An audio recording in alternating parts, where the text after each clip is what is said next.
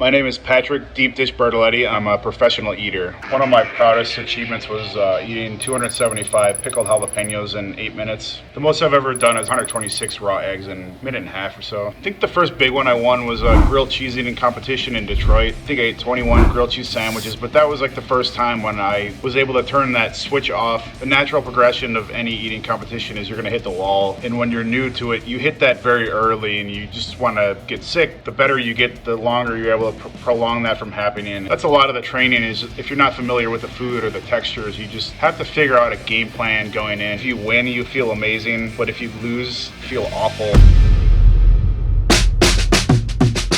Going into a competition, you try to keep in basic eating shape, which means your stomach is elastic, relaxed, and loose. Just stay in that shape year-round by just drinking lots of water. And I love to eat watermelon going in because it tastes good and it's easy. If you're going to a competition and you're going to take it serious, like the Nathans, anywhere from like 2.5 months to 3 months before, you'll actually start doing practices with hot dogs like 2 or 3 times a week. It's not pleasant, especially on top of having a normal job, but you just have to do it. It's like any other sport, and I use that term loosely for eating. You want to really peak. You'll maybe do one practice, say like 5 or 6 days before the competition. Leading up, you'll just continue drinking lots of liquids to keep hydrated and stretch out, and then you really want to go on super empty, so you'll do super like light carbs leading up to it. So the reason you want the simple carbs is because they're just in and out of you very quickly.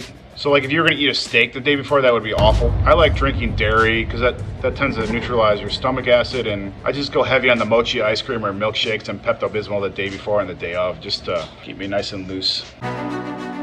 Morning of is just wake up, just chug a bunch of water, and you're never actually going in very hungry. So the whole trick to the 4th of July is it's not gonna matter if you're hungry or not. You kind of want to go in jacked up, so I'll usually drink like a Monster Energy and try to harness that in the crowd, because it is a big crowd. The culmination of months of practice. It's exciting, but it's a little nerve-wracking as well. You know, it is ideal to get tunnel vision or be in the zone, but for the most part you just want to go in and just turn your brain off. There has to be a balance where if you need to make adjustments, if somebody's ahead of you, you just really have to be aware of the time, because if you're too far in the zone, then you lose track and lose your pacing. That competition is just extra hard because it's a natural skin hot dog, so a lot more chewing involved. My personal best is 55. Joey Chestnut's gonna win this year, obviously, but his record's 76 hot dogs in 10 minutes, which is ridiculous because I think he's up like 26 pounds or 27 pounds after, so.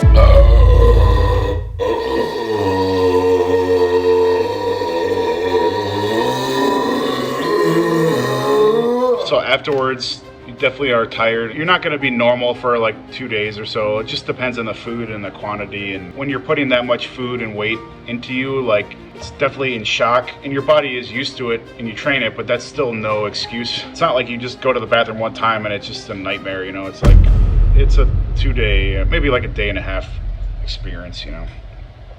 I mean, I've eaten thousands of them in my life and I still will not turn down hot dogs. I love them.